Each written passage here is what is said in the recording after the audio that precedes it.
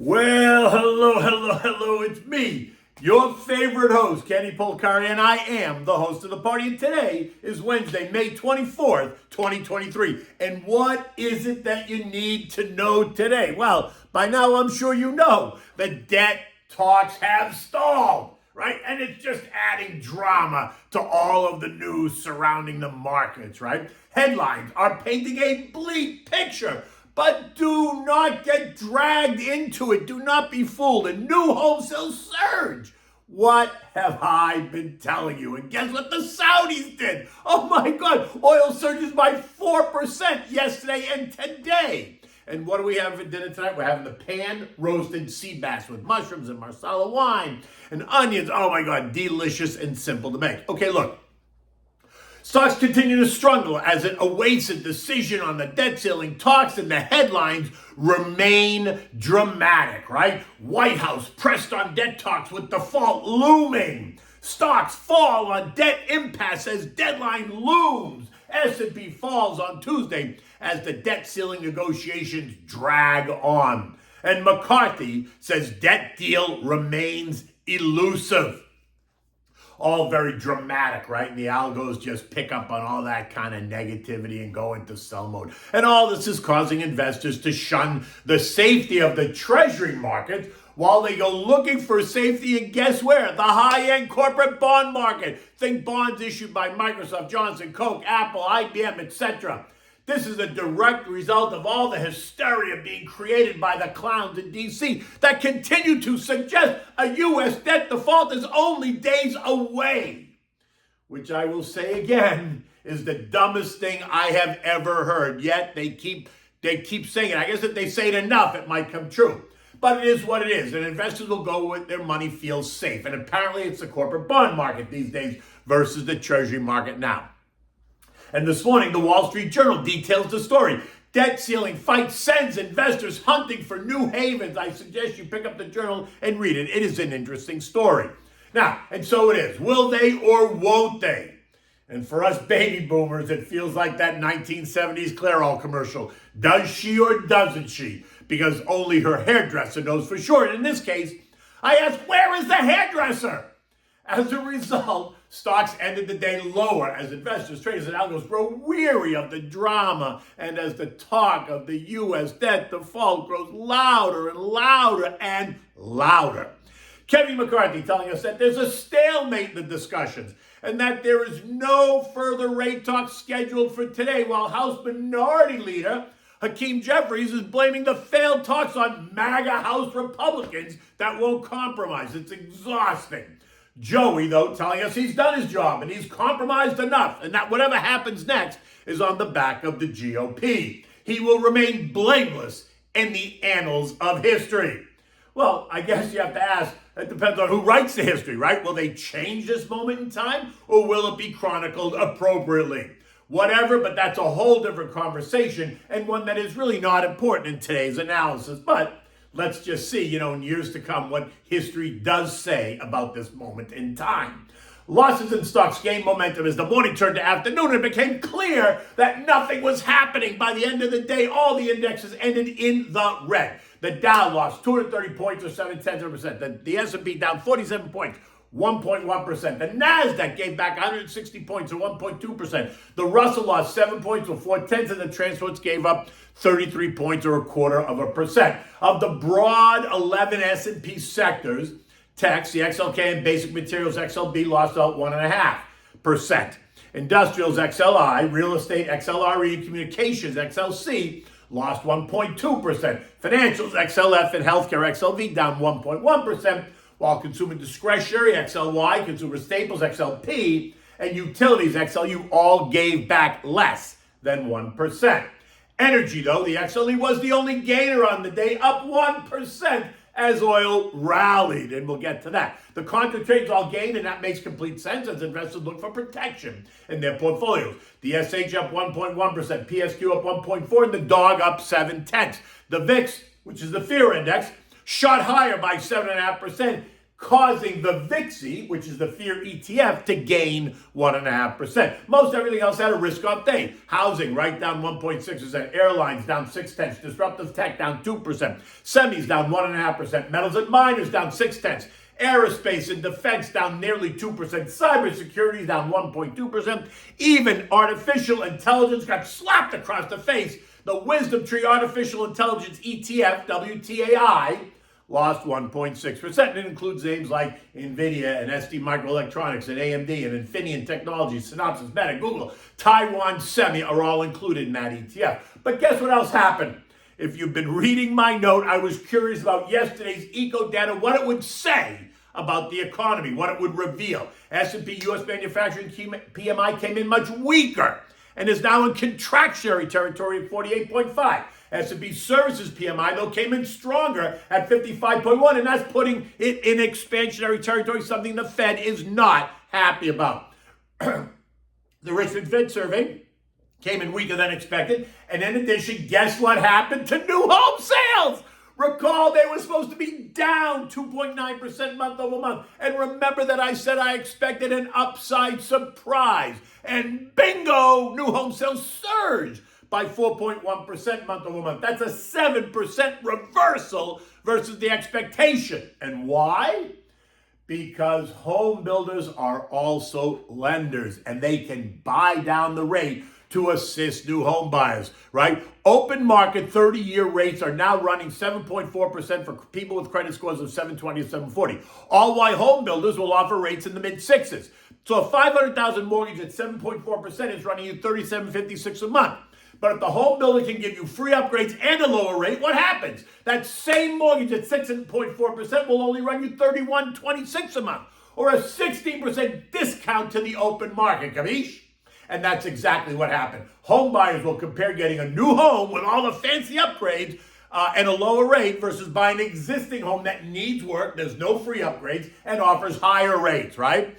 So, which is why we saw existing home sales last week plunge by 3.4% month over month. I mean, it's not rocket science at all, right? Now, eco data today includes mortgage apps, which came out at 7 o'clock. Last week, they were down 5.7%. This morning, they were down another 4.6%.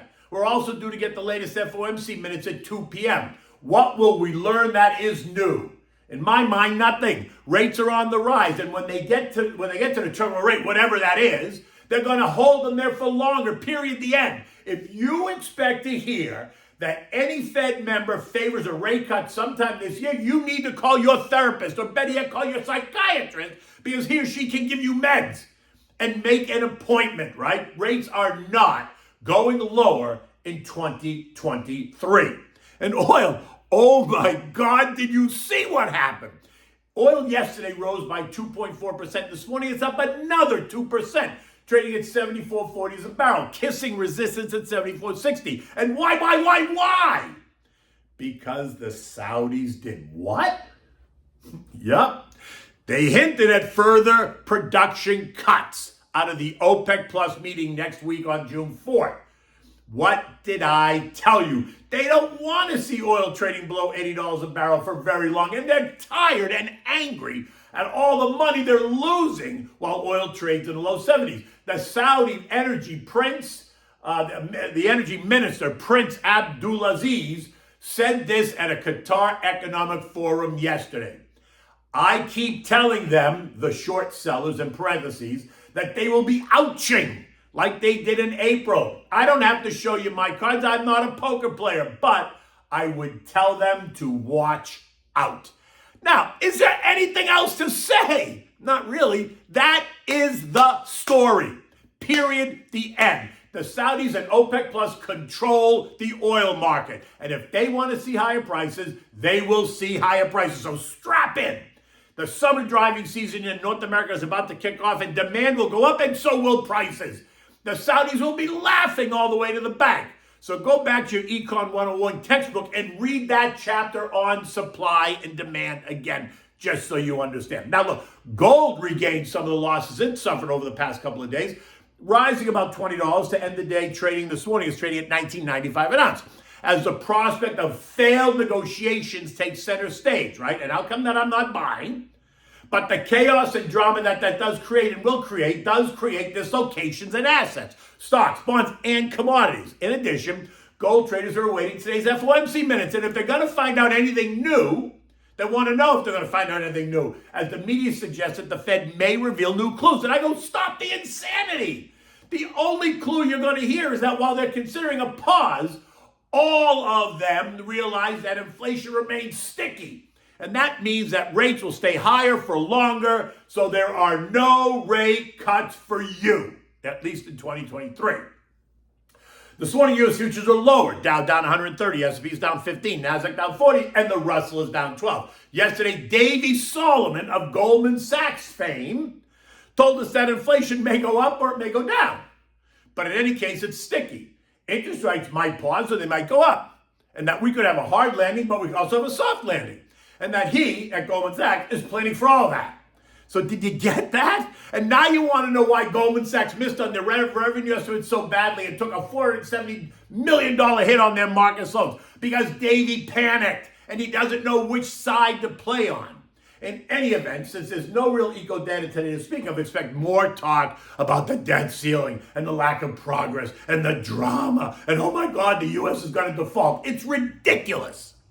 European markets are under pressure this morning. Italy getting hit the worst, down 2.5%. The UK, France, Germany, and Euro stocks are all down 1.8%, and Spain is the winner. It's only down 1.4%. On the economic front, the UK reported that inflation fell sharply, coming in at 8.7%, down from 10.1%. And while that sounds good, it's all accounting gimmickry. Food inflation remains sky high at 19.1%. Energy is higher, and the last time I checked, food and energy are necessary parts of daily human life. Now, the core CPI in the UK rose to 6.8%, up from 6.2%, and that suggests that the Bank of England is not done raising rates at all, and that investors and the British population can't expect a rate rise at the June meeting. In any event, if anyone in Europe expects a rate cut this year, you better think again.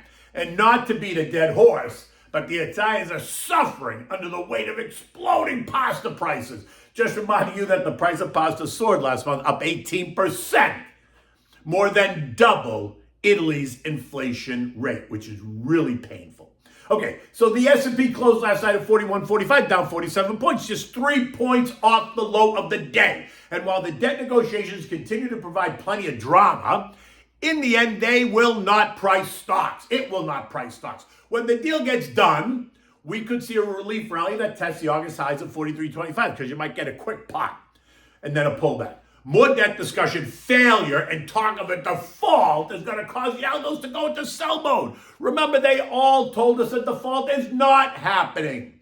They will find the money, and you know what? Taxes are going to go up. Whether it's this year or next year, some point, taxes are going up again, especially if the Dems stay in power. And the threat of invoking the 14th Amendment remains on the table, if not just as a threat. But Joey is dangling out there trying to break the back of the GOP, making it look like, he needs to win, right? Remember, both sides need to walk away with a win. They need to say, look at the job I did. In any event, you need to stick to the plan. Don't try to pick tops and bottoms. Continue to dollar cost average on a monthly basis and reinvest your dividends until you need them as income, if you need them. And most importantly, eliminate the noise. You know the deal. As a long-term investor, stick to the plan and eliminate the noise. Okay, so we're having dinner tonight. Well, we're going to have the pan-roasted sea bass, which is really easy to make, and it's a great dish. It's a little bit different. Use marsala wine and onions and mushrooms. Delicious, right? It's easy to make, and it's easier to eat. So for this, you need a pound of sea bass, olive oil, butter, onion, marsala wine, fresh wild mushrooms, chicken stock, salt and pepper, and some chopped parsley for color, right? You want to prepare by chopping your onion and slicing your mushrooms, right? And then, rough chop the parsley as well. Have all the other ingredients out on the counter so it just eases the process while you're creating this dish. Now, you want to preheat your oven to 450 degrees. And this is important because you want the oven ready and waiting when you need it. You don't want to put the fish in there and then wait for it to heat up. You want it already hot. So don't forget to turn it on. Now, in a saute pan, you want to heat up the olive oil and the chopped onion. Cook it until the onion is soft and translucent. Then turn the heat to high, make the pan really hot. Then remove the pan from the heat and deglaze it with about a quarter cup or so of Marsala wine. Now you can use white wine if you prefer, but you'll get a little different flavor. Now just FYI, I say remove the pan from the heat because if you have a flame and you're using Marsala wine, the flame, if it splashes, can easily ignite the wine and singe your face. Regular white wine won't do that, so no worries. But you should always take it off the heat when you first pour it in and then put it back. When the wine is cooked off, add the sliced mushrooms and about a tablespoon or so of butter. Reduce heat to medium and cook them until they're nice and tender. Then you're going to add the chicken stock, maybe a half a cup or so, salt and pepper. Let it cook down a little bit, let it steam away, right? Not dry, just let some of it kind of steam away. Now in another saute pan, heat up a bit of olive oil. Season the sea bass with salt and pepper on both sides. Add it to the pan, skin side down for about 5 minutes. You want the skin to be really nice and crispy. Flip it and cook for about 1 minute. Now, transfer this to a baking dish and put it in the preheated oven and roast it for another 4 or 5 minutes. When the serving dish is, when it's warm, take the bed of the onion and mushroom mixture on the plate and then top it with the roasted filet. Adorn this with chopped parsley on the top to make it all nice and pretty, and serve this with an herb, garlic, wild rice, maybe, sauteed green beans, and complement it with a cold bottle of Pinot Grigio Santa Margherita, which is always my favorite. Now look, if you're using an oven-proof pan when you sear the sea bass, just take the oven-proof pan and put it right in the oven. You don't have to transfer it to a baking dish if the pan doesn't have a rubber handle. If it's got a metal handle, put the whole thing just right in the oven, and you can keep it in that pan. You can avoid making another dirty dish out of the baking dish. But if you don't have an oven-ready pan, then yes, you have to put it into a baking dish to put it in the oven. So that's just a little hint there. So if you have an oven-proof pan, feel free to use the oven-proof pan and just take it right off the stove, put it right in the oven, and boom, you're done. In any event, look, we're getting close to hurricane season here in Florida, so we have days where it starts out sunny, and then we got a splash of rain throughout the day, and then it gets sunny again, it gets splash of rain again, and last night we had a really bad kind of very quick thunderstorm, thunder and lightning, and boom, and bang, and crashes, and all that stuff. All very exciting, right? But anyway, maybe that is indicative of what's going to happen in the market. In any event, until tomorrow, take good care.